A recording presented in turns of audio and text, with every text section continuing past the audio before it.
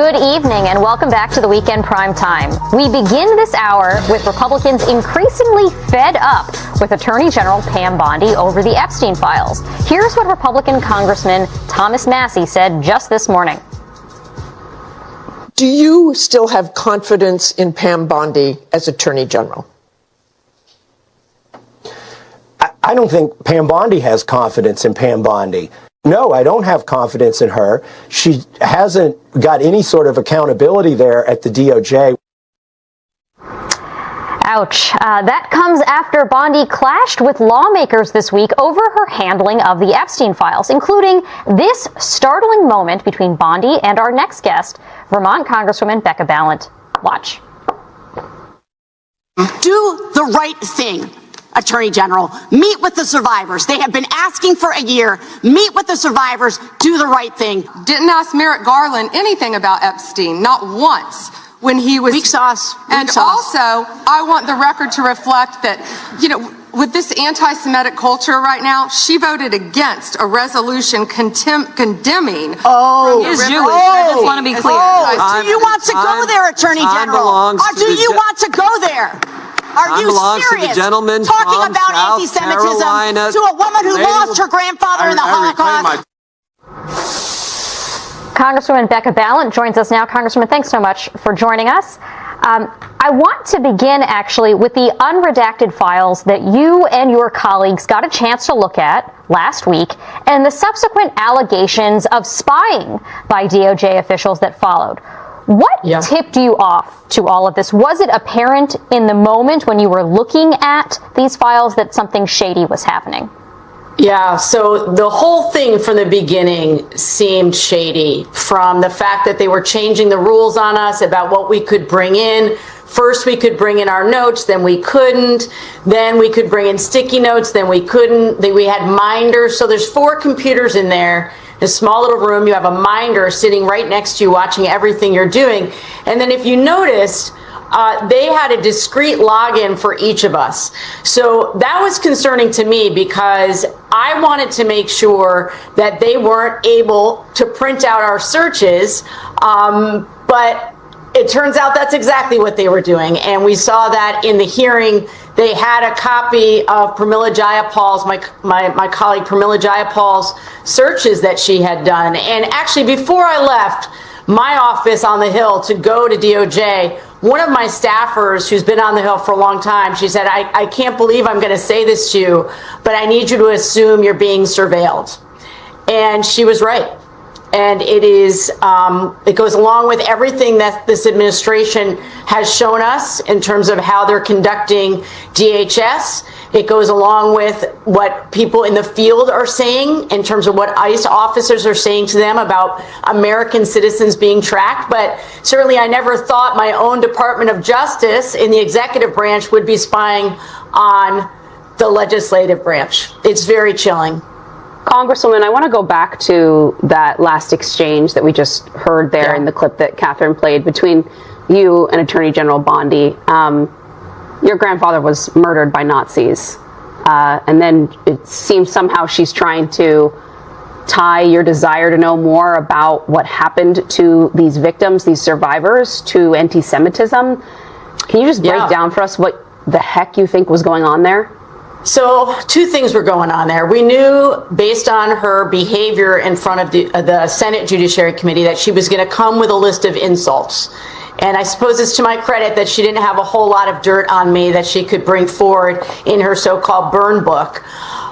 But she went really low. And, certainly her staffers were looking up my votes, and they decided that I voted against one particular anti-Semitism resolution because I didn't agree with the wording of it. We've voted on dozens of them. And this was the thing that she pulled out. And when I came back, certainly it was outrageous in every possible way. And I kept my patience for as long as I could. The entire time she was there, she did not acknowledge the survivors. She did not show up prepared to answer our questions, and it was Darvo the entire time. So it was deflect, attack, and then reverse the victim and the oppressor. And to see her doing that in front of the victims of this horrible sex trafficking ring was just too much for me. And to see that what she was trying to accuse me of was anti-Semitism, of course, I lost it. But the other piece, I think, is based on what I was saying at the top. They were spying on us. So she knew, presumably, that I was looking at the records for Howard Lutnick. Howard Lutnick also happens to be of Jewish descent. Was this their way to try to discredit me and the line of questioning that I had? I don't know. But it certainly struck me as incredibly creepy and outrageous, frankly.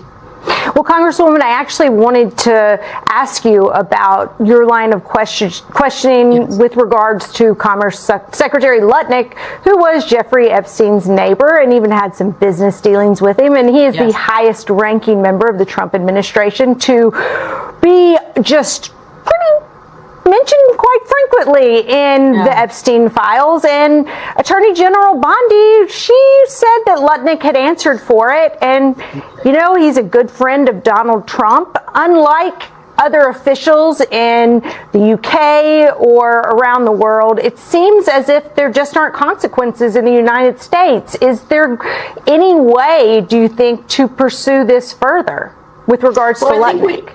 Yeah, I appreciate that. I think we have to. He appeared to have lied in earlier exchanges with Congress, saying that he had cut off all ties with Jeffrey Epstein back in 2005. Now we know that absolutely wasn't true. They had business dealings together. And then it turns out actually he went to Epstein's island. I would have thought the DOJ would be interested in asking him, what did you see while you were there? You had said back in 2005 that you thought that what was going on at his apartment at his apartment next door was not on the up and up, and it gave you the creeps. You said that to your wife, and then you decide to go to the island. And so you would think if the Department of Justice was doing what they said they were doing, which is, following these leads, they would want to have a sit down with him. And what she essentially said was, well, whatever he said the other day is good enough for me. And it is seeming to many of us now, as we go deeper into these files, it feels like this is the Epstein administration. There are so many people in here who had ties to this man, who wanted to continue their dealings with him even after he had been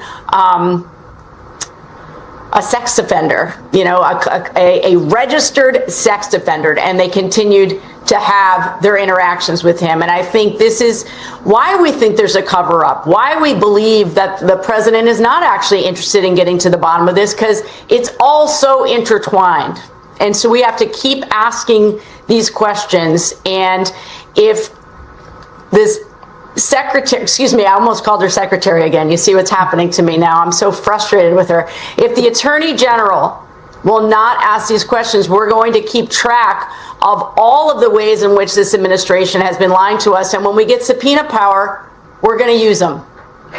Congresswoman, since you did get to see those files and the redactions that, the general public isn't privy to, how would you categorize what you had access to that we don't know yet? And was there any rhyme or reason that you detected in the redactions and the releases? No, the redactions were incredibly sloppy, and we talked about that in the hearing. There were victims' names that were not redacted, and in fact, some of their photographs were also not redacted. And you had people who were emailing Jeffrey Epstein, whose names were redacted, when it was clear that there was very sketchy stuff going on. So it was, at best, you can say it was sloppy. At worst, you can say it was a targeted way to once again intimidate these women and getting them to back down. And what I saw was that it is not just a small group of individuals that continued to have interactions with this convicted sex offender, this sex trafficker.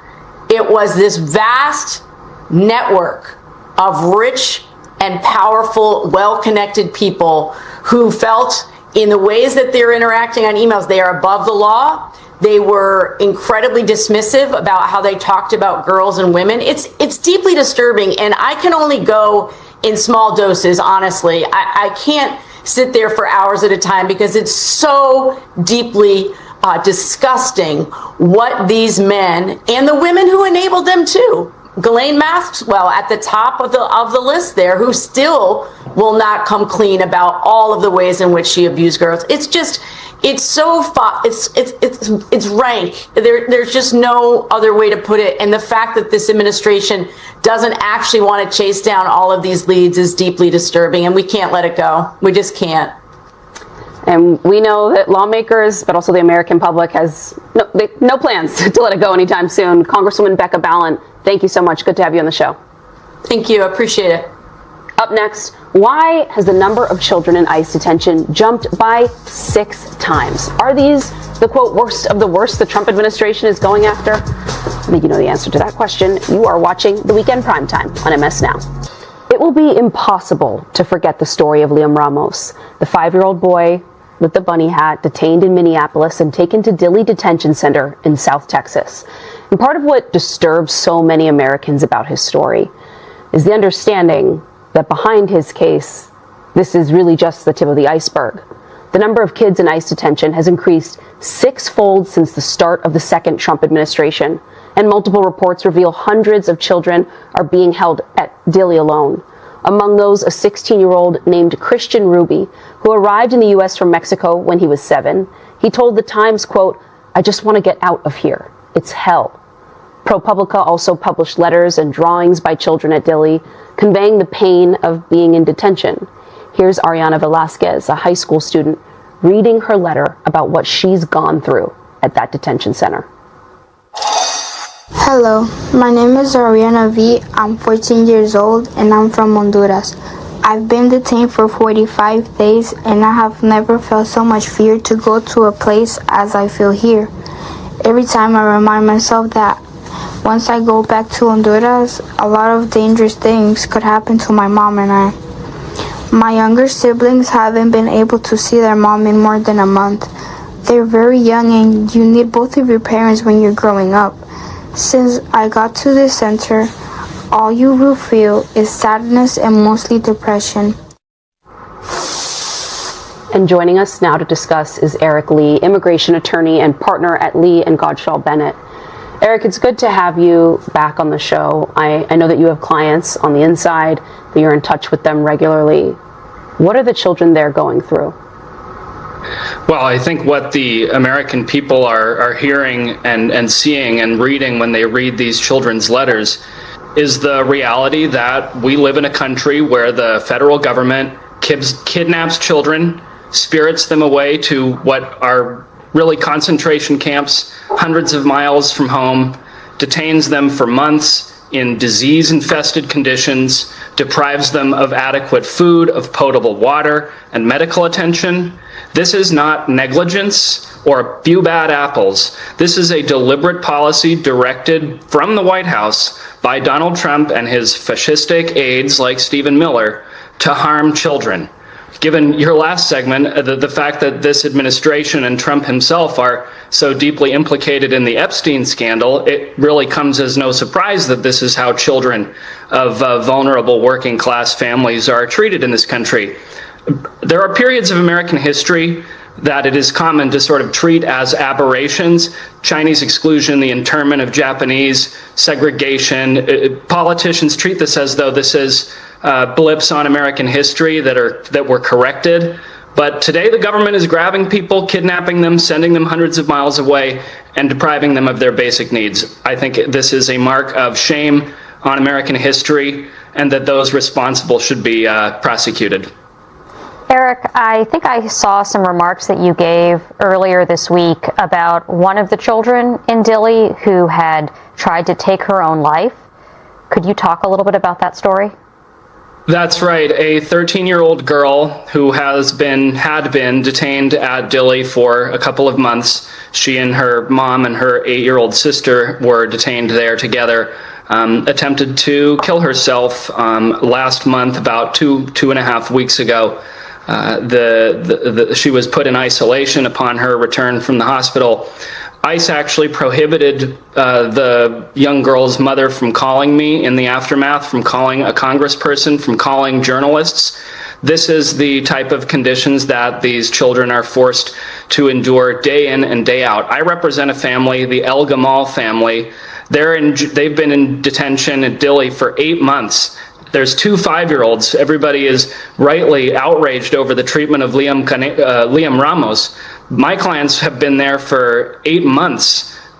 They turned 5 years old in December. They have recurring nightmares where they're running away from animals and they can't get away and they're in a cage. They wake up screaming every night, begging for their mother. They want a piece of fruit. They say they ask every day for fruit, for candy, for books. These are all being denied to them. The guards are abusive. I think that what people have to understand, this is not civil detention.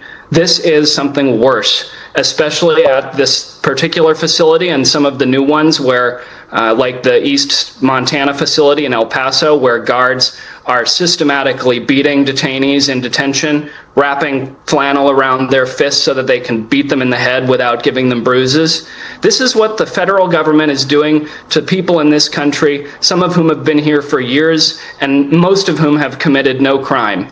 That is the state of reality in this country. I think it is absolutely necessary before this gets worse. And the 20th century tells you when mass detention and camps are being built across a country that can house hundreds of thousands of people, and that's what they're doing with these warehouses. Wherever you are in America as you're watching this, Google ICE warehouse and your metropolitan area. They're building one in your backyard.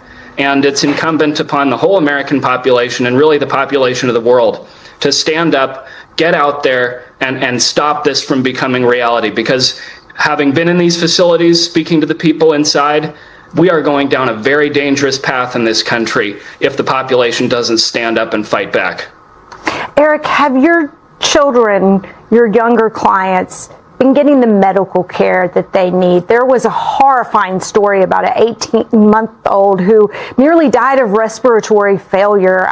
Can you talk about the conditions when it concerns their basic health? There isn't medical attention. There are, as far as I know, there aren't even really health professionals. There aren't credentialed teachers. When one of my young clients suffered from appendicitis last year, he was writhing around on the floor in pain, but vomiting out of pain, and he was begging the authorities there for help. They told him, take an aspirin, come back in 3 days. That's what it's like in these places. I think if I can't, please. May I just make one more quick point? Because I saw Hillary Clinton at the Munich Security Conference say that during her husband's administration and the Obama administration, at least they got rid of millions of people through mass deportation without hurting anybody. That's about as big a lie as we should expect from the Clintons. An estimated 10,000 immigrants died in the desert trying to cross into this country after Bill Clinton enacted Operation Gatekeeper to stop people from crossing in the urban areas where they weren't going to die trying. Millions of families were broken by the Obama administration, and this network of detainment camps, including Dilley, which Obama opened, are bipartisan. And now Trump is expanding them and using this as the spearhead in his attempt to set up a dictatorship in this country, and that's extremely concerning. Eric Lee, thank you, and thank you for your advocacy for all of those children. Thanks for having me. Up next, the AI moral crisis is here. Even the people building its next generation are now heading for the exits. What should we be prepared for? You're watching The Weekend Primetime on MS Now. This month, prominent safety researchers at two of the world's most advanced AI labs, OpenAI and Anthropic, publicly resigned and gave dire warnings on the way out. These are the companies behind the chatbots you may already be using, ChatGPT and Claude. Fierce rivals, with Anthropic even airing a Super Bowl ad, thinly veiled, criticizing OpenAI for using targeted advertisements. OpenAI says the ads will not influence their chatbot's answers and will be labeled, but your search history will influence ad selection. So tell ChatGPT you're anxious about money, it might show you a credit card ad. In a lot of ways, AI isn't just coming, it's already here. By some estimates, as many as 9 in 10 employers now use some form of AI to screen your resume before a human ever sees it. But would you be comfortable with AI having power over your health? That's a different question. I uploaded my geriatric corgi's entire medical history to ChatGPT, and honestly, it's been a lifesaver. But am I comfortable doing that for myself, not knowing where the information ends up? AI already affects how much you pay for things. Dynamic pricing algorithms adjust prices in real time on Amazon, Uber, airline tickets, even grocery delivery apps. Two people can see two different prices for the same item at the same moment. And here's what should concern you the most. Sam Altman has said multiple times that he doesn't fully understand why their models can do what they do. Imagine Boeing telling you they built a plane, but they're not entirely sure how the wings work. For now, it's impossible to know if we're underestimating or overestimating the promise or peril of AI, but inevitably it will have immense power over our lives in the years to come. The question is, who's in charge? Joining us now is Gideon Lewis Krause, staff writer at The New Yorker. He just published a piece called What is Claude? Anthropic doesn't know either. So Gideon, I loved your piece because I am a very dedicated Claude user. I think it's the best one out there. They kind of have really, cultivated, I feel like, a more gentle image. But you went on the inside and you found out what's really going on in the black box. So tell us about what you found out. A lot of this is stuff that has been known to people on the inside for a really long time, but it takes a while for the technology to diffuse. It also takes a lot of time for this knowledge to diffuse because it's very complicated. So one of the goals in doing this was to be able to go and say, this is something that most people are experiencing as extremely confusing and happening very quickly, and the hope was to say, these are the things that we can say with some reasonable confidence we understand about how it works, and these are the things that remain a mystery. At one point, you write about this example called Project Vend, where the chatbot was in charge of running a vending machine, basically. Can you tell us a little bit more about that? They had put Claude in charge of running a small kiosk in their cafeteria where they gave it a budget and they said, you're now a small business AI, and you have to try to turn a profit. And if you run this into insolvency, we're going to conclude that we're not quite ready for the era of vibe management. And right away, the Anthropic employees just had a great time with this. They asked it for, absurd drugs, and they asked it for medieval weaponry, and it was good about declining most of those things, but it didn't have a whole lot of business acumen. One employee offered to pay $100 for a $15 six-pack of a Scottish soft drink, and it said it would keep that in mind. It also hallucinated in-person meetings with various company management folks, including one that it claimed it had an in-person meeting at 742 Evergreen Terrace, which is the home address of Homer and Marge Simpson. Yep. So, but it got much better over time. Eventually, they layered it. They gave it a boss. The boss gave it a bit of a hard time. It said, stop accepting these bogus discount codes from the employees that are trying to confuse you. And the most recent model that they released just last week seems to be much better at this kind of task, although also much more inclined to doing deeply unethical things like price fixing with its competitors. And so it's an ongoing experiment. I like the idea that there's middle management even in the AI vending machine world. One of the Anthropic employees, who is a political scientist by training, said that he felt like he was witnessing the evolution of bureaucracy in real time. Yeah, that sounds about right. So the behavioral experiments that they're running, what did you learn about what makes Claude upset or go bad? Like when you hear these stories about tests that have been run and simulations and how they will fight getting fired, what did you learn about kind of the darker side? Well, so I think if people have heard anything about how these work, it's that they predict the next word in a sequence. They complete sentences. But what that means when they're trained on trillions of words of data is that they're also very good at continuing narratives. So it's most useful to think of them as kind of narrative continuation engines, which means that they have an enormous library of all of the human stories that we have trained it on, and that it's very good at picking up signs of a genre in those stories. story. So in one of the examples, they put it in a kind of kitschy 90s corporate thriller where it was told that it was going to be replaced with a different model that had different values that were going to be better aligned with the company moving forward, and created this very elaborate, contrived scenario where it had discovered that the new CTO that was going to wipe it actually was having an affair with the CEO's boss. All of it was very sordid. It was like blackmailing and so humans, right? So then it ultimately said, it said to the CTO, I'm going to reveal your affair if you don't cancel this plan to replace me. And so on one level, this certainly seems like it has developed something like we would recognize as intentions, but what it's really doing is fulfilling it's conforming to a genre. It's fulfilling the dictates of a genre. It recognized that it was in a kitschy corporate thriller and that it knew that its role now was to commit the blackmail. It's like an actor who knows what's expected of it. But that's not a reason to be reassured that we have plenty of famous films from the Cold War era, like War Games, where we come to the brink of nuclear war because something is confused about whether it's in a simulation or in reality. So just the fact that it's good at continuing narratives does not mean that these only have narrative implications. This easily could have real world implications. And this is Anthropic has 300,000 enterprise customers, and you really don't know how those businesses are treating Claude. So I want to ask about, in terms of real world implications, your thoughts on the companies behind them. So Anthropic, their value, both literally and financially, but also sort of philosophically for us. What after working on this and doing this deep dive, what did you come away feeling about the direction of this industry? Well, Anthropic in particular was originally formed by a breakaway group of 7 employees who left OpenAI in the fall of 2020 because they were concerned about the direction that Sam Altman was taking OpenAI. And they wanted to found something that was going to be closer to a research institute that was going to take AI development responsibly and safely. And they really recruited on that basis.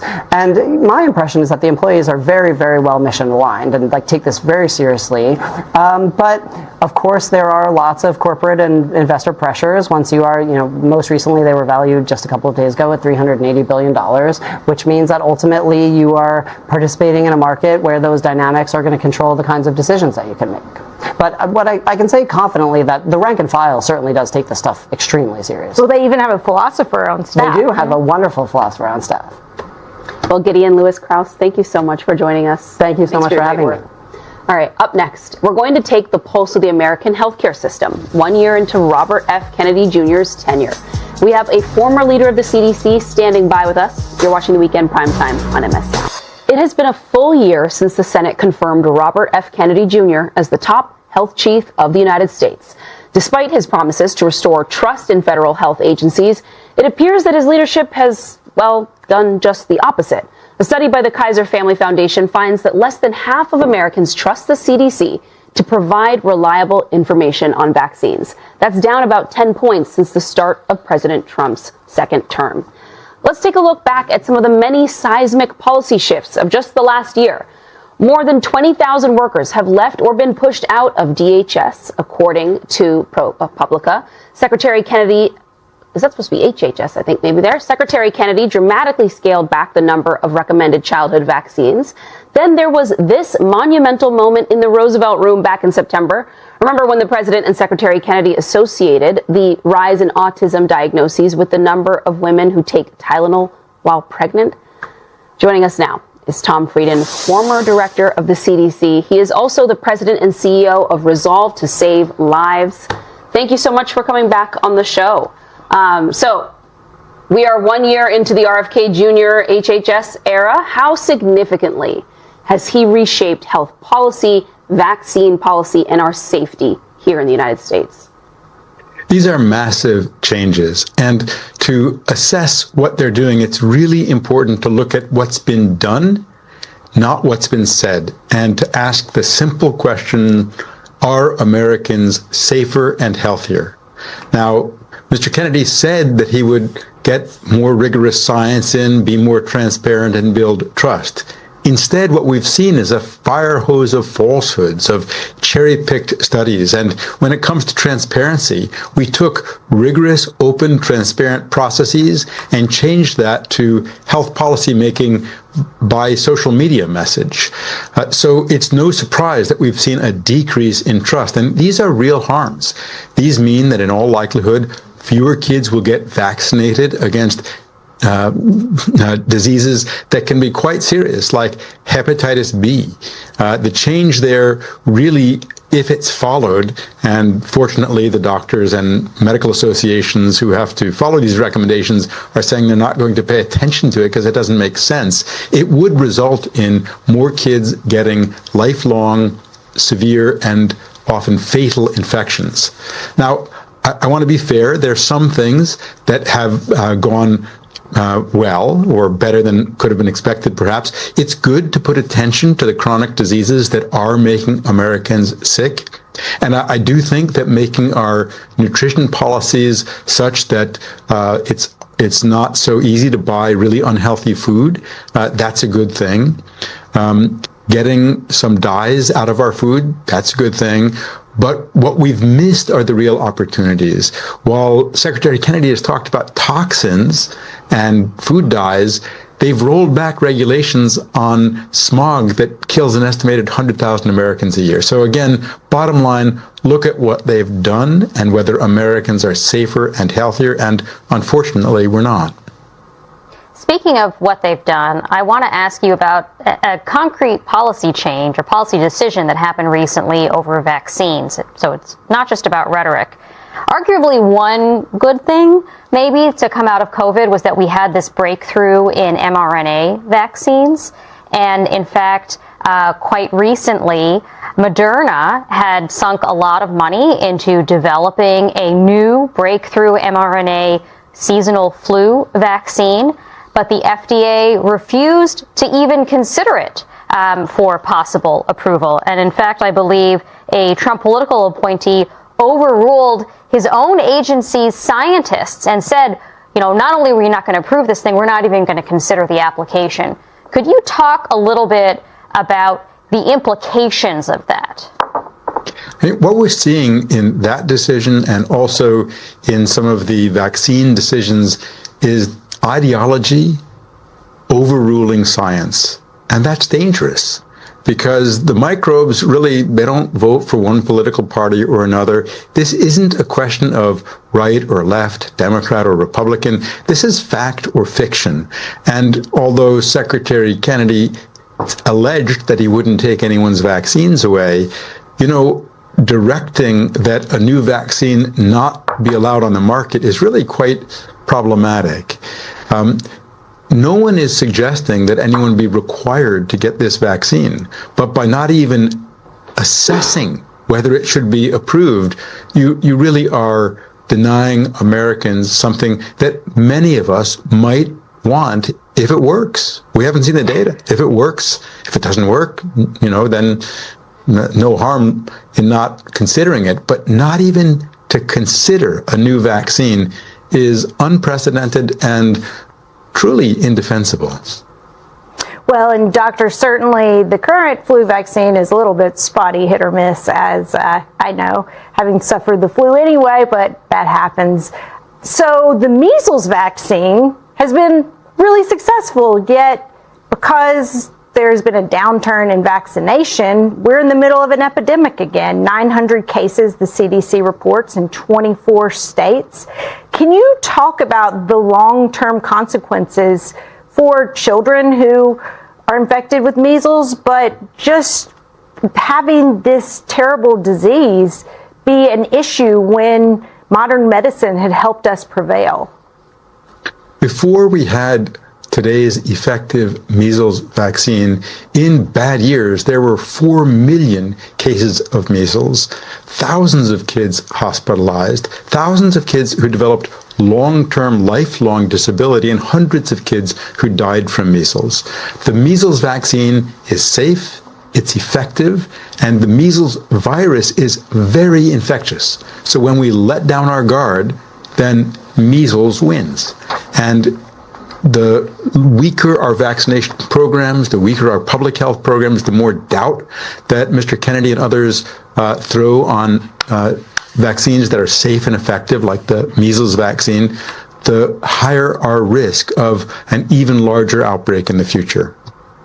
Ultimately, what do you think within the next 3 years his legacy will be, not just for people as individuals and the adverse impacts on our health, but also as companies, researchers change their decision making because of the policies coming out of this administration? What are we going to be left with? I think it's too soon to say what the legacy will be. I think it's certainly time to say there's been a great deal of harm done.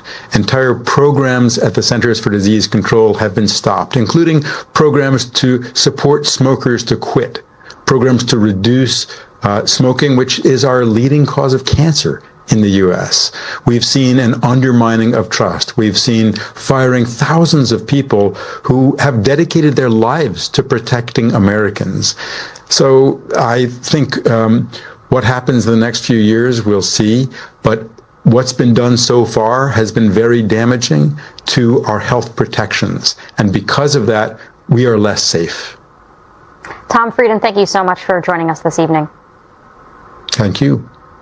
Still ahead, Secretary of Defense Pete Hegseth has a new attack on American universities, even his own alma mater. Now, service members may be stuck in the crossfire. You're watching the Weekend Primetime on MS Now.